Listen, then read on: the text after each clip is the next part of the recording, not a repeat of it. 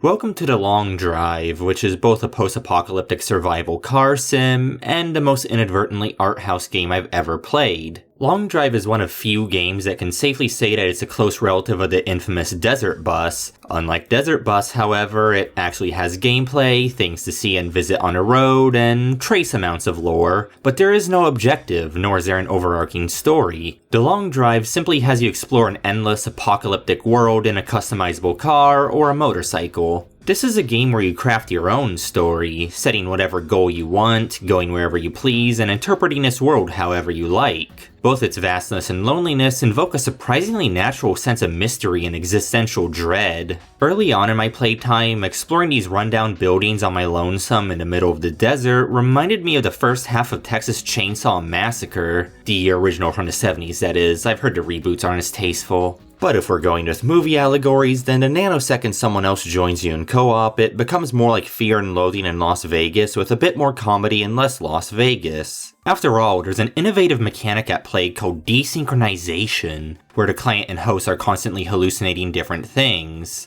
This has pretty silly results. See, Long Drive seems like an experimental horror game, but it's actually an experimental silly game, even when you play solo. You control like a descendant of the co-op guy, there's a dedicated P button, you're being hunted by killer rabbits, and there are layers of bugs, jank, and absurdity. Co-op only multiplies this madness, half because your friends are statistically rather abrasive, and half because there's a lot of rust that needs to be brushed off on the technical side of things. It's not too unusual for your partner to become a hybrid being, for your car to take off like a rocket, or for your vehicle to vanish for no reason. I wager at the latter event was the downfall of Apollo 13.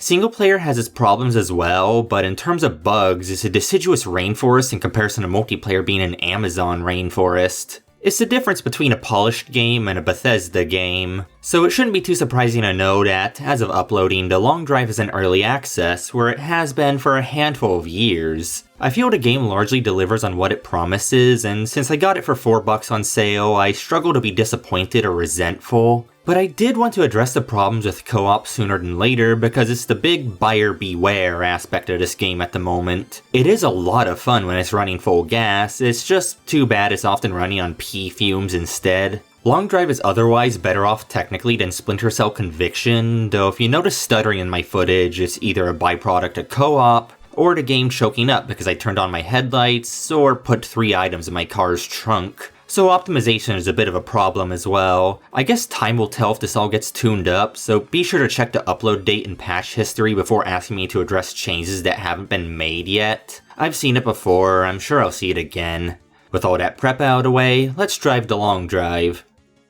Fundamentally, Long Drive is an open-world survival game with an emphasis on vehicular travel. As with any other survival game, you have some important bars to manage, mostly hunger and thirst. A significant portion of Long Drive is exploring to find food and water, especially sources you can carry around with you in your car. Unsurprisingly, starving or thirsting eventually will have lethal consequences. Hunger is the more significant of the two concerns because it decays faster and food proportionally takes up more space. I'd think it would be the other way around in an endless hot desert, but whatever. You also have the amusing bonuses of pee and poop meters. These feel like they're more there as a bonus than anything else because their gameplay consequences are relatively minor. If you take about 10 seconds to manage them every now and again, they're no problem. Still, it was very impactful to see the burp/fart button in the controls menu. The sound effect for it is so violent that it admittedly hit my funny bone.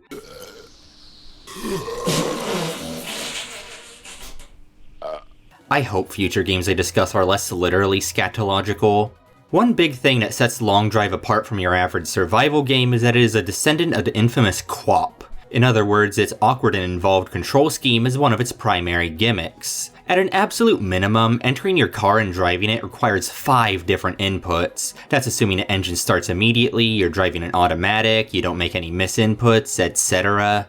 This is a game where caps lock has multiple bindings and the clutch controls occupy most of the numpad. Those are horrors reserved for software like Blender and wildly groundbreaking games released in 1994. The controls menu is so extensive that the menu extends far beyond a full list of controls. You might call it jank, a developer might call it future-proofing. Now, even though I sailed it, I feel it's wrong to say Long Drive has an impenetrable control scheme. Most essential tasks have a dedicated input, and the game communicates a lot of common actions to you through your HUD. You should never have trouble understanding how to get in and out of your car, because the game outright tells you. Though I'd occasionally accidentally rip parts of my car right off, or pull off my motorcycle's engine while trying to flip it over. Your character is pretty strong, though it's more that most things are only attached to your vehicle with a prayer or two. Maybe a little bit of school glue. Regardless, most actions are more complicated and involved than average. Utilizing an item is rarely as easy as simply picking it up. You can't just walk up to any water source and start chugging. Drinking from a barrel of water asks that you uncap the barrel and pick it up before you can start slowly chugging. It's no rocket science, it just takes getting used to. Some situations also require you to use the interesting manual rotation functionality. The controls for this are rather finicky, though you can store items in your inventory, which makes them immediately default to a normal position. So no need to manually rotate your gun to ensure you don't fire in the wrong direction entirely. I'm surprised the game lets you do this to an extent, but I don't think it takes away much. It's obfuscated by the layers of jank surrounding it anyways. I found a secret to survival, guys. I call it the urine for milk now loop. Generally speaking, the Long Drive is a fairly systems-driven game with a lot of little details and surprises. It's no sim, but it's far closer to being one than average. You can do a lot of unexpected yet logical things, such as refilling a radiator with pee, drinking water by sticking your head in its source, mixing multiple different liquids in a container, changing out parts in your car, breaking apart and consuming a cactus, and cutting a meat slab using a melee weapon.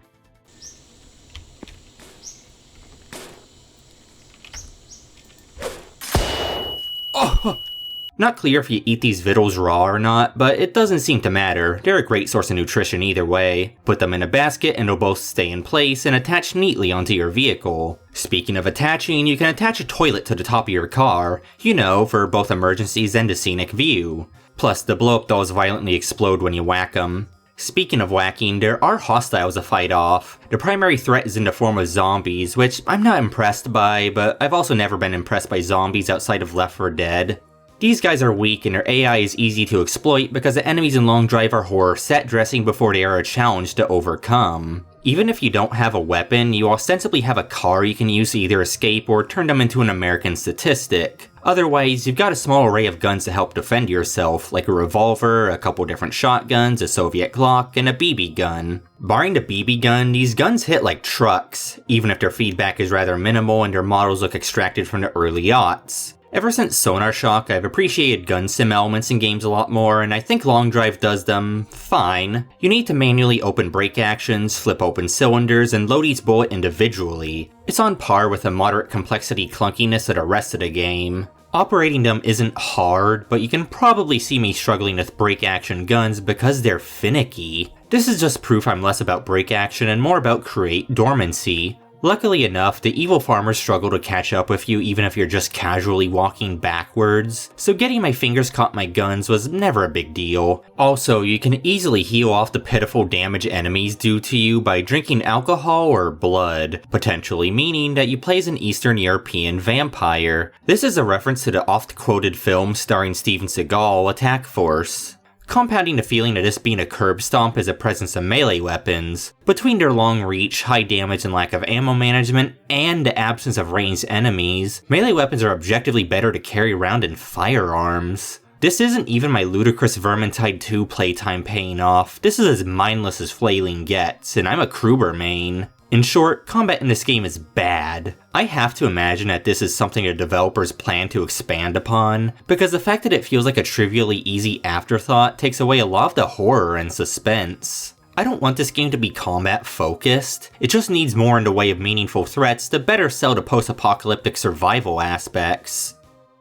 Beware of the propane tanks. I give these about a 6 out of 10 on my explosive barrel scale, mostly because their potency isn't very practical.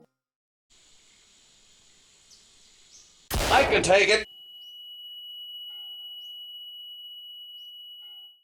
Beyond its combat being overly forgiving, I feel the long drive has a good sense of verisimilitude. That means it has the appearance of realism without going headlong. It's forgiving in some ways and punishing in others, but it's surprisingly intuitive because it's bound by a balanced mix of real-life logic and game logic. Realistically, it takes a while to die of dehydration, and in a game, it makes sense that repairing and modifying your car would only take a matter of seconds instead of minutes or hours. Long Drive seemingly aims for the best of both worlds while maintaining an overall grounded feel. It's often immediately understandable, with its objects and items being easily recognizable, and its most complex quirks being small things like the engine or fuel each car uses. Even that is knowledge you can largely get by without, since your starting car is already set up, only needing some touching up and further refueling. Long Drive is certainly on the easier and more forgiving side of the survival genre. Ultimately, it's about taking into Long Drive long before it's about tense survival in the face of constant peril. I actually find it a bit refreshing. It's something a little different within the survival genre.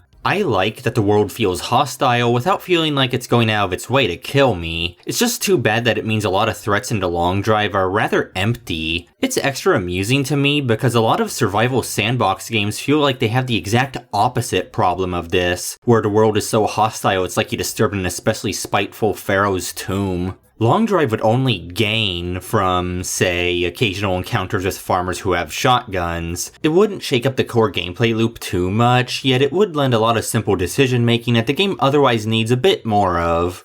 This all leads into the fact that I feel Long Drive's horror elements are largely illusory. It's a good magic show, especially early on, but most threats are rather trivial, and as far as survival games go, keeping your bars up here is fairly simple. As long as you drive well, budget your resources a bit, and don't do anything a caveman would know not to do, you can survive for a long time. Even on my most desperate playthrough on the crappiest motorcycle, I was still comfortable on resources as long as I used them sparingly and made any pit stops I could. The clunky controls also rarely prove to be an obstacle once you spent a few hours with them. I don't know how much Long Drive intends to lean into horror, but I found it incredibly effective for the first few hours before the illusion broke just really suddenly. Like, it went from being genuinely scary to being more funny than anything else. So, as far as my horror experiences go, that's better than average. Once I got past the initial spooky hump, most of the tension here just started coming from the uncertainty of finding more resources. You can't just establish a farm and be set. You're a nomad scouring the endless plains of, I don't know, Nevada?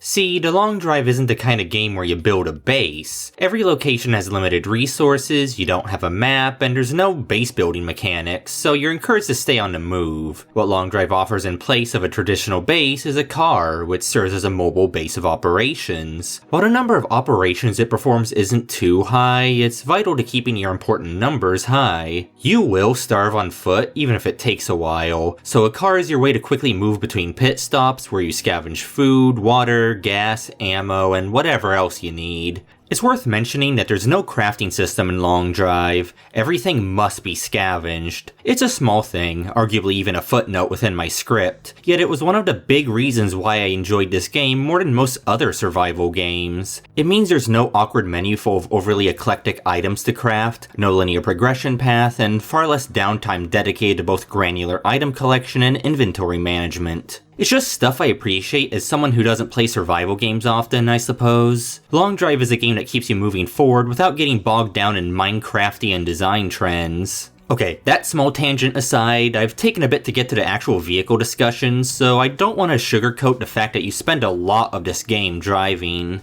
You might even say you're in for a long drive. Locations are relatively few and far between, with slower vehicles potentially lending to 20+ minute spans of continuous driving with little happening on the way. I just want to emphasize that because it's probably been difficult to tell that that's how this game is from just my footage and narration. Exploring via car is enjoyable, but a lot of this game is effectively the downtime between locations, which might be a turnoff. In my case, however, it likely didn't help that I set my render distance a little low so that the game was more stable. It did help with co-op at least, so it wasn't for nothing. Still, part of my long periods of driving downtime was statistically because I forgot I cranked up the Earth's curvature. I guess that's not the best idea, though who's gonna complain about me playing on a secret hard mode inadvertently? Well, maybe someone. Anyways, in addition to their obvious use for travel, cars also represent a significant means of storage. You can store things in a trunk, in a back seat, in attachable bags, or you could clip larger objects into the roof if you so desire. In a game with such limited inventory that carrying both a gun and a spare mag occupies half of your total slots, having so much extra effective capacity in your car is wildly useful. It's an irreplaceable function, especially as you learn how to pack more tightly and effectively. I didn't do that most of the time, so add that to my psychological profile. Since the cars act as both a lifeline and a mobile home base, I cared immensely for them. No other game has made me worry about my cars this much, though the sorts of games I'm more inclined to play tend to have them be more disposable. John Halo isn't gonna starve without his warthog, you know?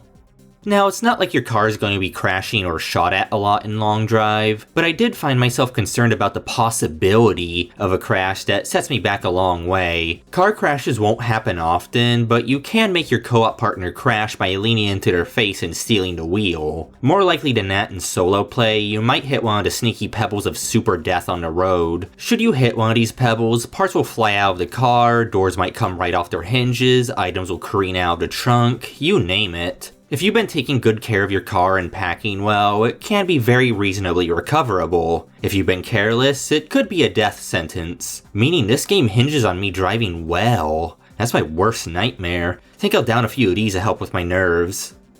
Wait, was that my diesel bottle? Ultimately though, you're on a massive flat plane, so hitting anything larger than a pebble is like hitting another boat in the ocean. It's not a problem as long as you're cautious and looking ahead. And what else are you gonna be looking at, really? Remembering to use your high beams at night also helps. I'm not used to games even having high beams as an option. The long drive has a good few features for your car that may not be particularly practical, but do add to the immersion. Stuff like honking the horn, cramming garbage in a glove compartment, adjusting your mirrors, and operating a surprisingly robust radio. I really like the inclusion of the radio. It gives the world a little bit of texture, lightens the mood, and makes travel a bit more stimulating. Same reasons people like the radio in the Fallout games, I suppose.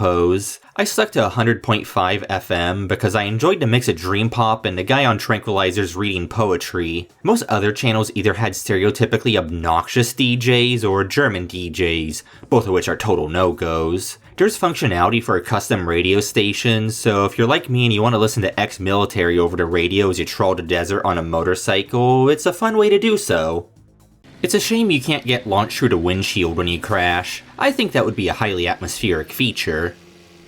Speaking broadly of features of the cars, I'm not much of a car game person so I can't accurately vouch for this, but these cars and the ways they control strike me as more realistic than arcadey. They need to slowly build up speed, there's no stopping on a dime, they can tilt over if you turn too fast, the handbrake needs to be manually operated, and so on. There's a sense of weight and unwieldiness to the cars that makes them feel like the 2-ton death machines they are, though the death part does depend on the end user. There's still sillier, gamier aspects at play, like the ability to casually push over a flipped car, or the fact that crashes don't tend to do permanent damage to you nor the car. If you crash your car, just wipe the blood off with a sponge to regain your health. Yeah, I'll just point back to my verisimilitude spiel with this one. A bit more realistic than that is the way Long Drive simulates gas mileage. This isn't a game where you'll exhaust a full tank from driving a few miles. A few liters could last you for an hour of gameplay. Gas rarely needs to be topped up, and the same goes for the likes of coolant and oil when applicable.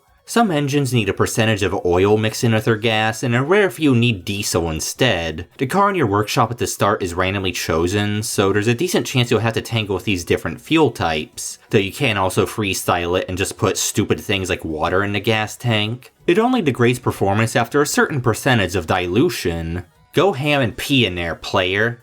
Beyond ensuring your car is properly hydrated, there's multiple different forms of car upkeep. For one, you can salvage parts from other cars. Want to make your car larger by trading your wheels for larger ones? Sure, why not? Even a good few smaller parts of the car like mirrors and headlights can be moved, swapped out, or repaired. Want to really be able to see behind your car? You can certainly scavenge enough rear view mirrors for that. Hey, it's the apocalypse, I don't want to be rear-ended. Insurance doesn't cover that anymore after all. You can also customize your car with paint and hanging decorations. You can have sausages, bats, and spiders as ornaments for some reason. Hope you enjoy the performance drops these probably cause. Paint seemingly doesn't cause the same performance drops, though it will statistically result in a tacky looking car. Seriously, your car might end up with an ugly Team Fortress 2 Scout shade of pink, and that's horrifying. Also, it's a bit difficult to make your car a consistent color because I swear their parts naturally generate with slightly different shades sometimes.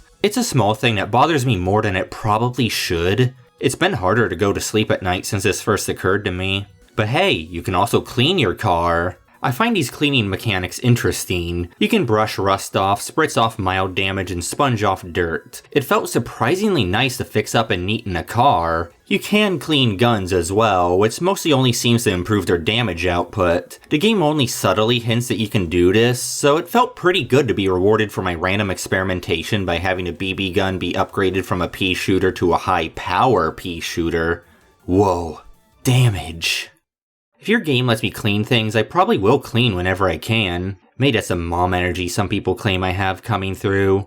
An occasional highlight of the experience is finding fast-looking cars in the wild and either salvaging them or getting them up and running smoothly. It adds this vague sense of achievement that the long drive otherwise doesn't have much of. I also have way too much footage of me just trying to clean up the cars. I feel I'm reasonable for not wanting a car door that looks like it's about to crumble into a pile of dust. They can spawn rusty enough to keep the tetanus industry in business for years. Even gas pumps can turn into blobs of rust, which is how you know this is really post-apocalyptic. Infrastructure as stable as gas collapsing? Who could have seen this coming?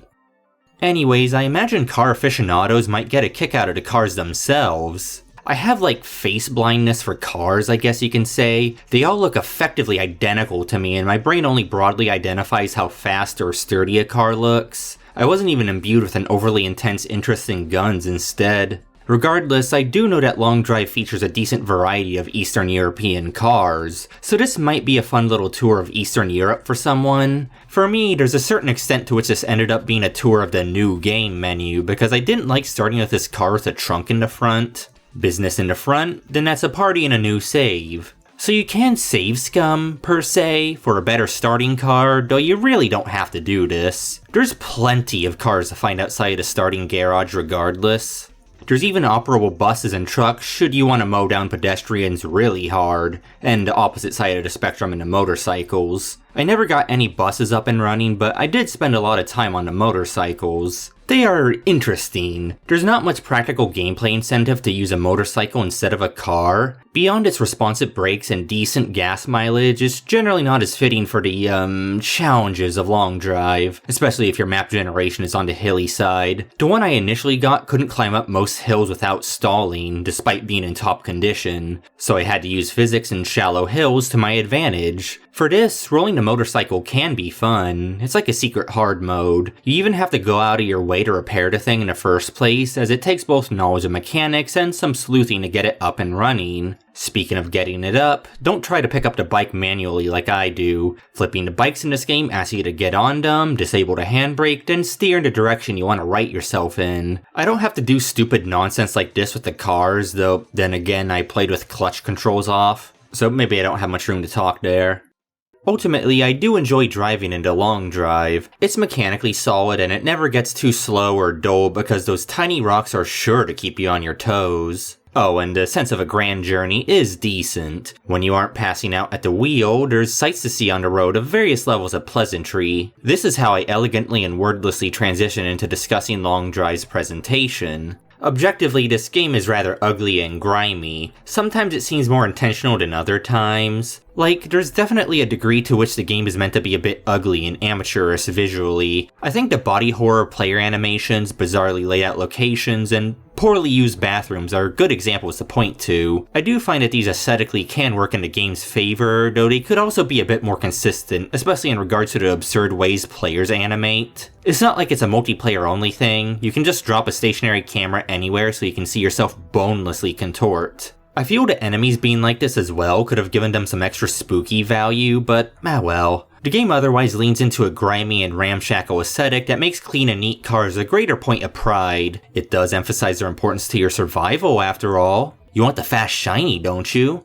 Beyond that though, the game is extremely flat and sparse in detail, looking like the back end of Eastern European Utah. Funny enough, interiors tend to occupy extreme ends of the spectrum, either resembling the room of the average MOBA player or just being oddly barren. I'm willing to bet that this relates to a mix of optimization and how the world gen functions, but I can't help but wish for it to be better. Where Long Drive picks up the slack is with its scale. Once again, its title is no lie, which I always appreciate from any piece of media. I mean, where was the Phantom Menace in Phantom Menace? They looked pretty real and unintimidating to me. Anyways, the map here is absolutely gargantuan, and as far as I'm aware, it's infinitely randomly generated. Sure, it's mostly vast expanses of extra dry land, but I do feel that half of the point of this is that the land is uninhabitable and that you aren't making it without a car. It's an accurate recreation of American infrastructure in a way. I like the concept of this massive, endless, sprawling desert with no fathomable end, though not in the sense I would take a vacation here, more like I always imagined there being a layer of hell like this.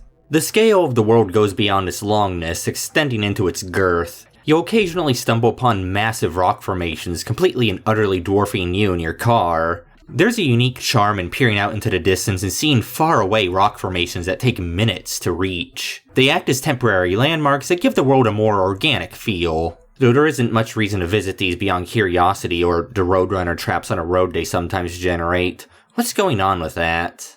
How come you can get stuck under them as well? I wish there was more to these rock formations, like maybe small outposts or oases, but the flavor they add is still nice, especially when they compound with a desert heat haze effect. I love this effect. It's single-handedly the reason why the desert is my favorite of the biomes. Yeah, I've emphasized the desert a lot, but there's grasslands and tundra as well, in addition to a few small transitional biomes. I don't find them as visually interesting as a desert though. Ironically, it seems easier to survive in a desert than anywhere else, but mostly only because of the cactuses. More than any cactus though, the primary sight you want to see in Long Drive is places to scavenge. They aren't the prettiest or most interesting places, rundown farmhouses, garages, and churches mostly. You can argue they look like crap and sometimes they have rooms literally full of crap. Yeah, these places probably smell bad. I'd give most locations in this game a 1 out of 10 in terms of smellability, but these places are still important for gameplay, acting as your primary motivator to traverse the world. Plus, by some convoluted metrics, you can argue that they're the big thing separating this game from Desert Bus. I'm sure degrees of separation from Desert Bus is a good metric to judge gameplay by. Hey, check out this sick jump! Now, a lot of my playtime was solo, which has a good mood to it. It's like I'm the last man on Earth with no hope of finding anyone else. The structures and radio transmissions are mere echoes of humanity in a hopeless world. So it's all up to you, as the last human, to carry on the legacy of humanity in your ugly pink jalopy. In particular, there's something that hits different about driving around at night. Following an empty road, passing by endless streetlights and seeing your character's face light up with them, and occasionally hearing strange sounds coming from outside the car. The sound design isn't amazing, but it sells a sense of tension at night, and it uses the eerie silence of daytime scavenging to create an uncanny atmosphere. Like I said earlier, it's not scary after the first few hours, but there is still some residual existential horror that keeps my wheels turning in more ways than one. The radio helps there as well, as it makes it feel like there's a distant hope of finding someone who doesn't want to do unspeakable things to you out there. There's a lonely and hopeless atmosphere thanks to the world being endless plains and isolated structures inhabited by hostile monsters with nothing friendly in sight. Wow, it's just like Fractal Block World. In co-op, that feeling of loneliness is absent, instead being replaced with a road trip vibe. I feel Last Man on Earth versus Family Road Trip is an amusing contrast, and I'm all for it. If I felt like I was on a family road trip in a duo, imagine what it's like to have 3 or 4 players on a trip together. Long Drive is one of few games that offers up the roleplay opportunity to be a kid repeatedly asking, "Are we there yet?" to their parents on a car trip. That's certainly worth something. Co-op gameplay naturally devolves into comedy as the stakes are so low that dying just respawns you 100 feet away. Even ignoring that, it's a bit harder to get invested in the hopeless atmosphere and the subtle tension of survival when you're a duo of Ned Flanders and Bart Simpson. We're not even like massive Simpsons fans, this just happened. I have neglected to mention the character creator, which isn't necessarily robust, but any part you can customize can be literally any color you desire. Some of the horrors you can make in this editor are arguably much more terrifying than anything you can normally encounter in the night. Even if you don't create an abomination, crouching still turns your character into an abomination anyways. Here's a good screenshot my partner captured of me. It really captures Flanders' cartoon character after being crushed by an anvil physique. To be clear, the contrast between atmospheric and the bizarre or silly is one of my favorite aspects of the long drive. It's rare for the tone of a game to range so wildly without it feeling like the developers badly messed up. There were times where I was cruising through the desert, almost feeling the hot air blowing against me, passing through my hair because there's no helmets in this game. Then there were times in which the car went flying at hyperspeed where I felt something in my funny bone rather than feeling the skull-crushing amount of G-force. I kinda adore this dichotomy, but I would also understand if you'd prefer if your game didn't bounce between extremes. Playing solo, I was generally able to take the game seriously, and as I established at the beginning of this video, it's the ideal way to play if you want a functional experience, one where you can take in the mood rather than your co-op partner's bullets. I do find all of this fascinating, because the game is player-directed and systems-driven enough for the player themselves to control the tone. I can't think of any other game that is like this without any outside modifications. I think this is more than deserving of a Tonal Duality award. It's silly, it's spooky, it's atmospheric, and it's enjoyable. It's a strange little experience, definitely worthy of this strange little accolade. I guess this is a good time to start handing out the rest of my accolades and tying things up, so let's go. Second up, Best Endless Road Trip. I only know of a few other road trip type games out there. Personally, Long Drive is my favorite of what I've seen. I think part of the road trip experience is the long, winding roads with relatively little to see on them. It's also stopping at random shady gas stations to steal food and gas from angry zombified farmers. More tangentially, I also appreciate the focus on car upkeep, packing the right supplies for the road, and avoiding dying in a car accident on an empty road at night. Of course, that's a trade-off for napping as the car is still going to boost effective travel speed. Even solo, the vibe of going on a bizarro road trip is immaculate. And if that very specific thing sounds like something you want out of a game, then you ought to snatch Long Drive at the first opportunity. I guess this game is missing out on having silly roadside attractions and small towns to visit along the way, but I guess that's the price you pay for infinite random generation. Though random generation is certainly not contradictory to the most significant absent feature, a playable Mad Libs book. You have to improvise that for now, which is a tragedy. Jumping off from that, my last accolade is Vibe Game.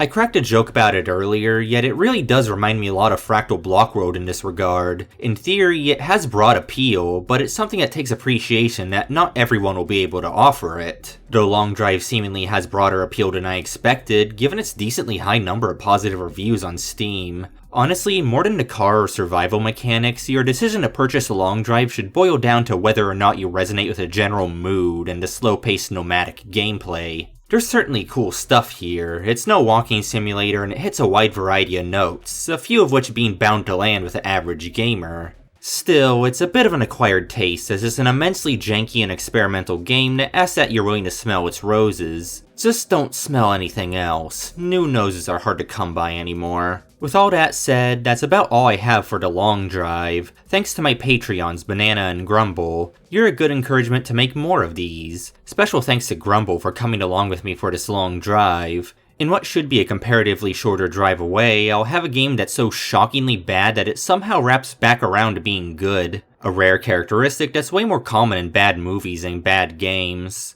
So I'll see you then.